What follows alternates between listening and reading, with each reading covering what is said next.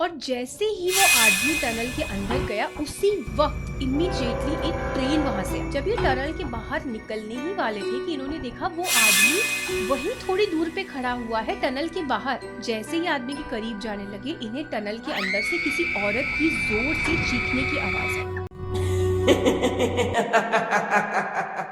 शिमला के सफर में मेरी मुलाकात राजवीर नाम के एक आदमी से हुई। तब मैंने उनसे पूछा कि मैंने सुना है हिमाचल के एरियाज में हॉरर स्टोरीज और पैरानॉर्मल इंसिडेंट्स काफ़ी कुछ होते हैं, तो क्या आपके साथ ऐसा कभी कोई इंसिडेंट हुआ है?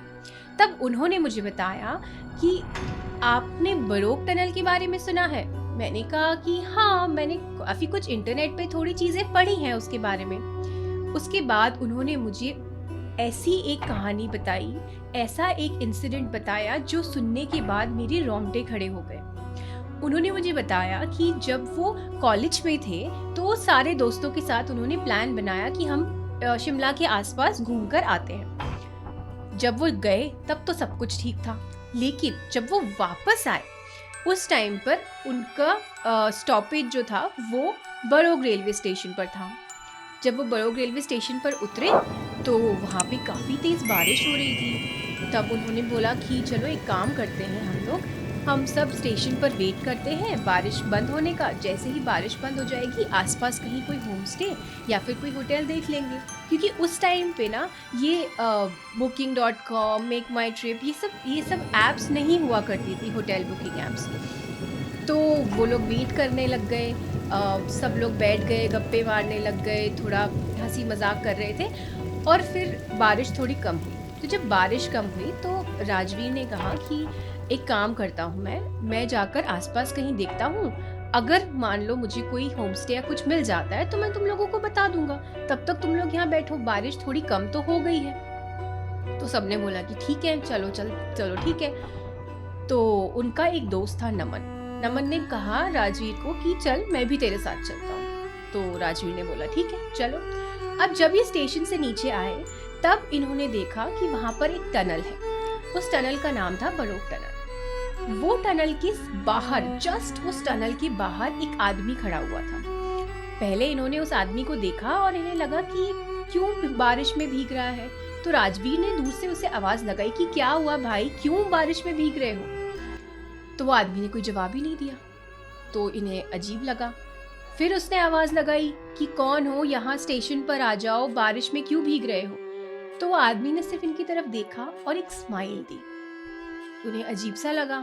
फिर इन्होंने सोचा कि छोड़ो, हमको क्या करना। जैसे ही वो पलटे उन्होंने देखा कि वो आदमी, जैसे ही वो पलट रहे थे तो उन्होंने देखा वो आदमी टनल के अंदर जा रहा है। और जैसे ही वो आदमी टनल के अंदर गया उसी वक्त इमीडिएटली एक ट्रेन वहां से आई। तो ये लोग घबरा गए, इन्हें लगा कि कहीं ऐसा तो नहीं कि वो आदमी ट्रेन की चपेट में आ गया। तो ये लोग जैसे ही ट्रेन गई तब ये लोग टनल के अंदर गए। इन्होंने टनल के अंदर जाके देखा, इनके पास एक टॉर्च थी, इन्होंने टॉर्च से आसपास देखा तो इन्हें कोई आदमी ही नहीं दिखाई दिया। इन्हें समझ नहीं आया कि ये क्या हो रहा है। तो उन्होंने बोला छोड़ो, हमें क्या करना, हम चलते हैं, हमें होम स्टे ढूंढना है। तो ये वापस जाने लगे। जब ये टनल के बाहर निकलने ही वाले थे कि इन्होंने देखा वो आदमी वहीं थोड़ी दूर पे खड़ा हुआ है टनल के बाहर। इन्हें समझ नहीं आया कि ये आदमी कौन है और ये टनल के बाहर कैसे खड़ा है, और हमने तो इसे टनल के अंदर जाते हुए देखा था। इन्हें कुछ समझ नहीं आया और ये उस आदमी के करीब जाने लगे। जैसे ही आदमी के करीब जाने लगे इन्हें टनल के अंदर से किसी औरत की जोर से चीखने की आवाज आई। तो ये टनल के अंदर भागे। इन्हें लगा कहीं ऐसा तो नहीं पहले जिसको हमने देखा था, क्या पता वो कोई औरत हो, और बारिश और अंधेरे की वजह से हमें समझ नहीं आया, क्या पता उसे कुछ हो गया हो। तो ये अंदर तक गए, इस बार ये और अंदर तक गए। जब ये लोग अंदर गए तो इन्होंने कुछ भी नहीं मिला, इन्हें कुछ भी नहीं मिला, इन्हें आसपास कुछ भी नहीं दिखा। ये दोनों घबरा गए। नमन थोड़ा ज्यादा घबरा गया। नमन ने राजवीर को कहा कि चल यार हम यहाँ से चलते हैं, मुझे कुछ सही नहीं लग रहा है। राजवीर ने बोला कि ठीक है। जैसे ये लोग टनल के अंदर से बाहर की तरफ जा रहे थे तो राजवीर को ऐसा लगा कि किसी ने उसके कंधे पे हाथ रखा। उसे लगा नमन होगा। तो उसने नमन को बोला क्यों मजाक कर रहा है, ऑलरेडी हम डरे हुए हैं और तू मेरे कंधे पे हाथ रख रहा है।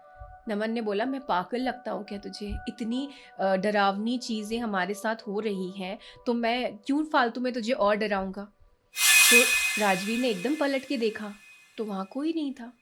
फिर थोड़ी दूर आगे गया तो फिर से उसे फील हुआ कि किसी ने उसको टच करा। तो वो एकदम से पलटा, लेकिन वो जैसे ही पलटा वहाँ पे कोई भी नहीं था। अब उसे समझ नहीं आ रहा था कि ये क्या हो रहा है।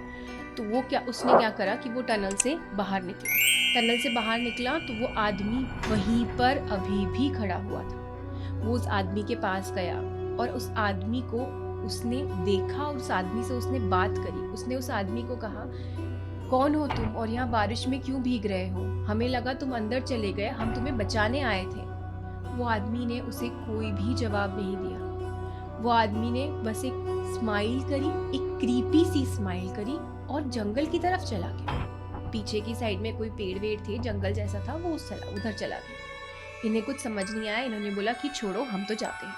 तो ये वापस स्टेशन की तरफ जा रहे थे। इतने में इनका एक और दोस्त पुनित वो ऊपर से नीचे आया। तो इन्होंने उसने देखा कि अरे तुम लोग तो होटल देखने गए थे, तुम लोग यहाँ क्या कर रहे हो? अभी तक तुम लोग यही हो। तब राजवीर ने उसे पिछले आधे घंटे में जो भी कुछ हुआ उसके बारे में बताया। जब उसने पुनित को ये बात बताई तो पुनित ने उसे सबसे पहले एक चीज़ बोली कि तुम लोगों का दिमाग खराब है क्या? अंधेरी रात है, बारिश हो रही है, अनजान आदमी तुम्हें दिख रहा है, क्या तुम जानते भी हो कि ये बड़ोक टनल की कहानी क्या है? तब राजवीर ने बोला कि क्या कहानी? मैंने तो कुछ नहीं सुना। तब उसने बताया, जब ब्रिटिशर्स का यहाँ रूल था तब उन्होंने एक टनल बनाने का कॉन्ट्रैक्ट कर्नल बरोक को दिया। अब वो कर्नल ने एक ये चीज करी कि उसने दोनों तरफ से खुदाई चालू करवाई और जब वो खुदाई खत्म हुई तब ये पता चला कि वो टनल एक्चुअली बीच में मिल ही नहीं रहा है। उसके अलाइनमेंट में थोड़ी सी प्रॉब्लम आ गई।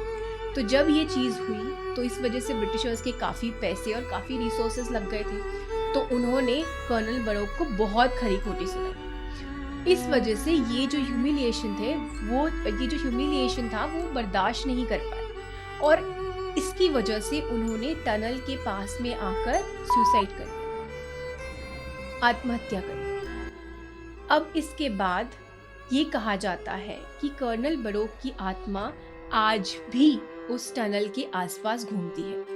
कई लोग ये भी कहते हैं कि कर्नल बरोक की आत्मा काफी फ्रेंडली घोस्ट है, वो लोगों से बात भी करते हैं और हंसी मजाक भी करते हैं। वहीं कई लोग ये बोलते हैं कि वो काफी डरावनी है। कई लोग उनके पास जाते हैं तो वो सिर्फ क्रीपी सी स्माइल करके चले जाते हैं। हालांकि आज तक उन्होंने कभी किसी को हार्म करने की कोशिश नहीं करी। लेकिन आप ये सोचिए, अंधेरी रात में जहाँ बारिश हो रही है, जहाँ अनजान जगह में अगर आप जा रहे हैं और आपको कोई ऐसा आदमी दिख जाए तो आपकी क्या हालत होगी?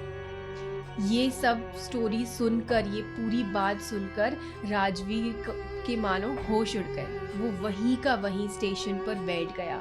वो पूरा पसीने में लथपथ था, उसे समझ ही नहीं आया कि वो क्या करे। कई लोग ये बोलते हैं कि ये कहानी झूठी है, ऐसा कुछ भी नहीं है। लेकिन वो कहते हैं ना, जिस पर बीतती है ना उसे ही समझ में आता है। आई होप आपको ये कहानी पसंद आई हो। ऐसी और स्टोरीज के लिए सब्सक्राइब कर दीजिए इस चैनल को। और हाँ, अगर आपके पास ऐसी कोई भी कहानी है या ऐसा कोई पैरानॉर्मल इंसिडेंट आपके अपनों के साथ कभी हुआ है और आप हमसे शेयर करना चाहते हैं तो मेरा ईमेल आईडी डिस्क्रिप्शन में मेंशन है। अपनी स्टोरी मुझे अपने ईमेल आईडी पर आप भेज सकते हैं और मैं ये कोशिश करूँगी कि आपकी कहानी ज़्यादा से ज़्यादा लोगों तक पहुँचे। और हाँ, जाने से पहले सिर्फ इतना कहूँगी कि अगर आप कहीं जाने का प्लान कर रहे हैं, स्पेशली हिमाचल में, तो उस एरिया के बारे में ज़रूर जान लीजिए। सबसे पहले उसके बारे में रिसर्च करिए कि वहाँ पर कोई हॉन्टेड जगह तो नहीं है या फिर क्या वहाँ पर ऐसे कोई पैरानॉर्मल इंसिडेंट्स पहले हुए हैं, ताकि वो चीज़ आपके साथ ना हो।